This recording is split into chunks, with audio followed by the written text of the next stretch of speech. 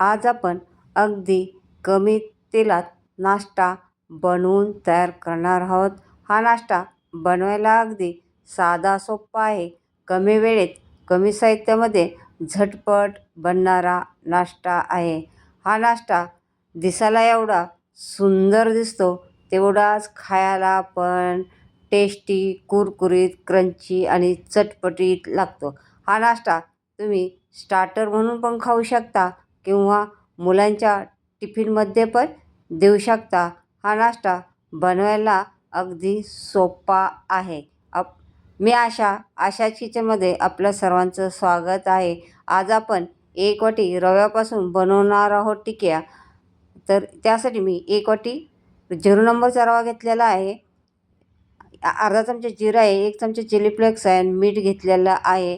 आता आपल्याला कढई गरम करायला ठेवायची आहे आणि त्याच्यामध्ये 1 चमचा तेल घालायचं आहे. त्याच्यानंतर आपण ज्या वाटीने रवा घेतला आहे त्या वाटीने 1.5 वाटी पाणी घालायचं आहे आणि हे पाणी त्याच्यानंतर आपल्याला गॅस फुल करायचा आहे आणि जिरं घालायचं आहे, चिली फ्लेक्स घालायचं आहे आणि आता याच्यामध्ये आपल्याला मीठ घालायचं आहे. एकदम जास्त पण नाही घालायचं, थोडंसं मीठ घालून घ्यायचं आहे आणि आपण नंतर आतल्या मसाल्याला पण मीठ घालणार आहोत. आणि आता याला थोडी उकळी येऊन द्यायची आहे. उकळी आल्यानंतर आता पाण्याला उकळी आल्या त्याच्यामध्ये आपल्याला जसं आपण रवा वैरून घ्यायचा आहे. रवा चांगला याच्यामध्ये मिक्स करायचा आहे आणि चांगला मिक्स करून आपल्याला एक 4-5 मिनटं ह्या रव्याला वाफ काढून घ्यायची आहे. चांगला मिक्स करून घ्यायचा आहे. आता याच्यात थोडंसं पाणी कमी दिसतंय तर तुम्ही असं हलकंसं पाणी असं शिपडू शकता, म्हणजे असं घालायचं 1, 2, 3 चमचे हलकं छोटा असं. हे बघा हाताला गोळा बनतोय. आता झाकून ठेवलेलं आहे. आता गॅस बंद करून 5 मिनटं वाफ काढून घ्यायची आहे आपल्याला रव्याला, म्हणजे रवा शिजल्यानंतर आपल्याला बाइंडिंग व्यवस्थित येईल आणि रव्याला भिजायला पण वेळ लागतो.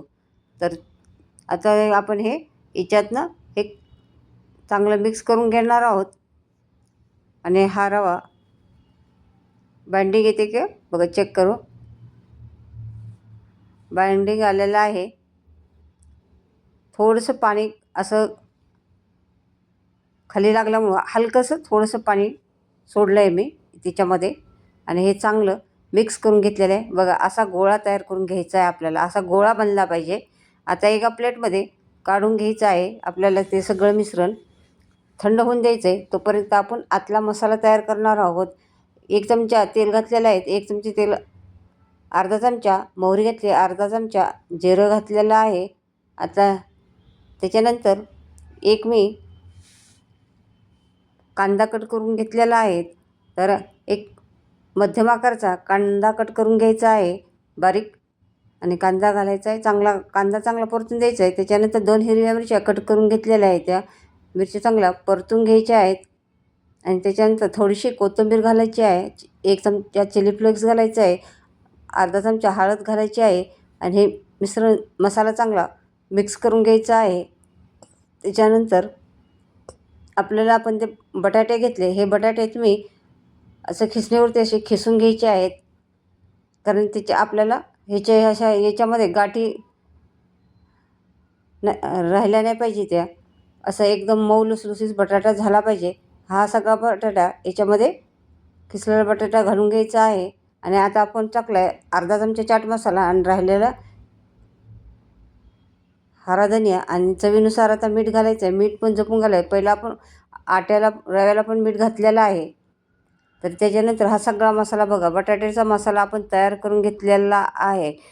आपल्या टिक्क्याची चव आपल्या मसाल्यावरती पण अवलंबून असणार आहे. मसाला चटपटीत झाला तर आपल्या टिक्क्या पण अशा चटपटीत होणार आहे त्या. आता हे मसाला थंड करून घ्यायचा आहे. असं जास्त शिजवत बसायची गरज नाही. आता बघा हे जे आपण रव्याचं मिश्रण तयार करून गोळा करून घ्यायचा आहे. असं चांगला चुरून ह्याला भिजण्यासाठी ठेवायचं बघा. तुम्ही 10-15 मिनटं जर भिजून दिलं तर खूप असं छान असं बाइंडिंग येते ह्याला. आता हे चिरटणारच आहे. असं जरुरी नाही की हे गोल लाटायला येईल. तर हे असं एक ग्लास घ्यायचा आहे. ग्लासाच्या मदतीने किंवा वाटीच्या मदतीने तुम्हाला असे गोल गोल कट करून घ्यायचे आहेत. असे चिरटले तरी हाताने थोडेसे दाबून हे करा असे सगळे गोल आता मला अशा प्रकारे तयार करून घ्यायचे आहेत. आणि हे पहा, हे चिरटते तर चिरटू द्या. त्याला बाइंडिंग येत, रवा असल्यामुळे ह्याला बाइंडिंग येत नाही आहे. आणि हे फक्त गोल काढायचा आहे आणि हाताने अशा चपटं करून घ्यायचं, असं दाबून घ्यायचं आहे, म्हणजे असे चिरटले तरी ते व्यवस्थित राहते. अशा प्रकारे आपल्याला साऱ्या टिक्क्या करून घ्यायच्या आहेत. आणि हे करायला अगदी साधे सोपे आहे आणि खायला पण तेवढेच टेस्टी लागते आणि दिसायला तर एवढं सुंदर दिसते बघा. अशा प्रकारे मी साऱ्या टिक्क्या करून घेतल्या बघा, दिसायला किती सुंदर दिसते. हां, आता हे हातावरती असे हे करून घ्यायचे, एक टिक्की खाली ठेवायची आहे आणि मध्ये आपल्याला हे बटाट्याचं मसाला भरायचा आहे. हे बघा, असा व्यवस्थित सगळीकडे व्यवस्थित दाबून त्याच्यावरून दुसरी टिक्की घालायची. हे एकसारख्या टिक्की असल्यामुळं अगदी बरोबर व्यवस्थित येते आणि असं वरून हाताने दाबून घ्यायचं आहे. मसाला पण असा बाहेर नाही निघाला पाहिजे. बघा, व्यवस्थित असा याच्यामध्ये मसाला बसतो. साईडने असं गोल गोल गोल गोल फिरून घ्यायचं आहे. अशा प्रकारे साऱ्या टिक्क्या तुम्हाला मसाला घालून तयार करून घ्यायच्या आहेत. तुम्ही आता तुमच्याकडे चाकूने असं डिझाईन पाहिजे असेल तर चाकूने तुम्ही असं कट करा. याच्यामुळे हे डिझाईनमुळे अशी टिक्की आपली अजून छान दिसते, असे उठून दिसते. हे बा, तर अशा प्रकारे असे तुम्ही सगळ्या टिक्क्याला डिझाईन करून घ्या. साध्या प्लेन ठेवल्या तरी चालते. तर अशा प्रकारे हे सगळे तयार करून घ्यायचे आहेत. आणि एक सगळ्या टिक्क्या ना असं वरून कवर करून घ्यायचं आहे.